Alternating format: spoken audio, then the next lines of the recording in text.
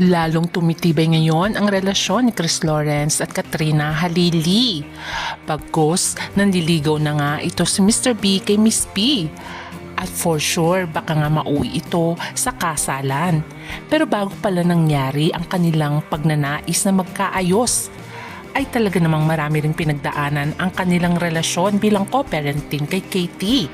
At may inamin nga si Kat na muntikan nang hindi sila magkaayos ni Chris Lawrence. At meron nga siyang binulgar na ngayon lang natin alam. Ating alamin kung ano yun.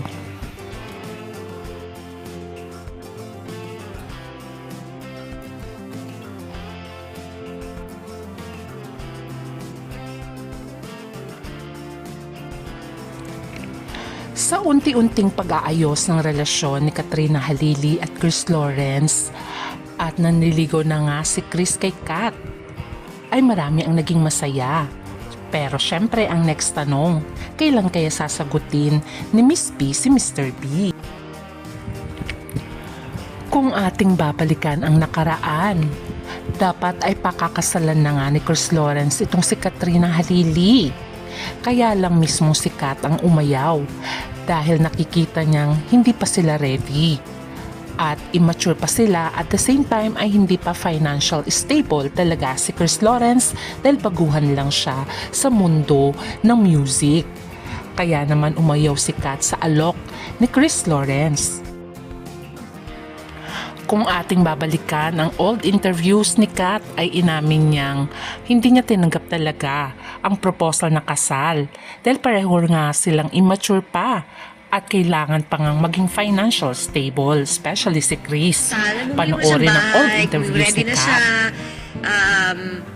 Yung parang siya na yung magiging padre de pamilya talaga. O diba, wala namang third party involved sa kanilang hiwalayan pagkos ay immaturity lamang at hindi pa sila talaga financial stable that time. Yung pag-aalaga sa sarili ko. Umabot din ng ilang taon ang hindi nila pagkakaunawaan at hindi naging okay ang relasyon ni Katrina at ni Chris Lawrence. Pero dahil nga daw kay Katie Loves at na-realize din nga ni Kat na marami rin siyang pagkukulang bilang magulang, ay muli niyang napatawad si Chris Lawrence. At dito na nga binulgar ni Katrina kung paano nga nagsimula na naging okay sila ni Chris na supposed to be ay hindi niya dapat ito invite sa mismong birthday niya.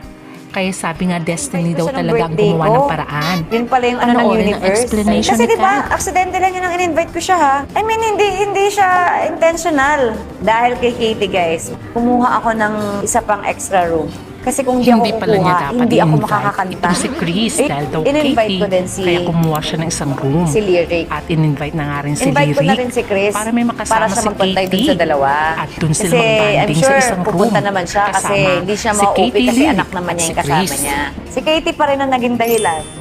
Kaya din naman kami naging okay, di ba? Yung sa buwan, nagtulungan kami, nakita ko na diba? talaga sinusupport Yun ang talaga niya kanyang kami. explanation at nagtuloy-tuloy na nga ang Wow, kanilang sis. banding ni Chris Si Katie Lawrence. talaga.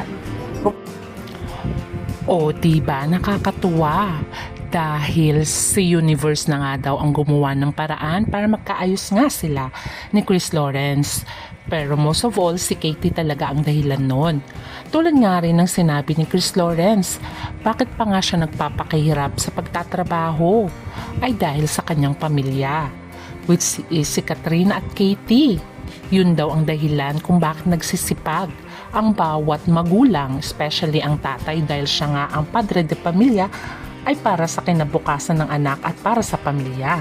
Kaya nag-effort talaga si Mr. B na ipa-renovate din ang bahay nila Kat at ni Katie para mas maging komportable nga si Kat at si Katie. Kita mo naman, bagong furnitures, bagong pintura, talagang inayos ang bahay ni Kat kung saan ay tuwang-tuwa si Kat. At syempre nagpapasalamat sila kay Mr. B. O diba naman nakakatuwa? At syempre hindi lang dahil pinarenovate pa ni Chris, pagkus ay bumili pa nga ng TV na malaki, natuwang-tuwa nga si Katie, napahag pa nga ito sa kanyang papa. At syempre sa kilig ay hinag niya rin si Mama Kat niya. O diba, nakakatuwa, pumabawi talaga si Mr. B sa lahat ng pagkukulang niya all through this year sa kanyang mag-ina. Which is tuwang-tuwa naman si Kat dahil nararamdaman niya daw ngayon ang pagiging maalaga at lalong mas mapagmahal ni Chris Lawrence sa kanila ni Katie. Since nasa ligawan states pa rin naman sila, hayaan muna natin silang dalawa na mag-enjoy sa pagiging parang teenagers na kinikilig habang nagliligawan.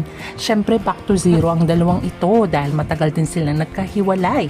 Kaya hayaan na muna natin sila at huwag madaliin dahil kung ready na sila mag-look forward into another step ay mas magiging okay.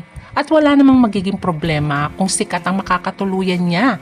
Dahil tanggap naman ni Kat si Lyric at kita naman dito ang pagmamahal ni Kat din kay Lyric kung saan ay nagpapasalamat nga ang mama ni Lyric na si Mary Joyce. Kaya naman abangan na lang natin ang susunod na kabanata sa kanilang ligawan stage. At for sure baka mauwi rin ito sa kasalan. Until next update, please don't forget to like, share, and subscribe. Bye!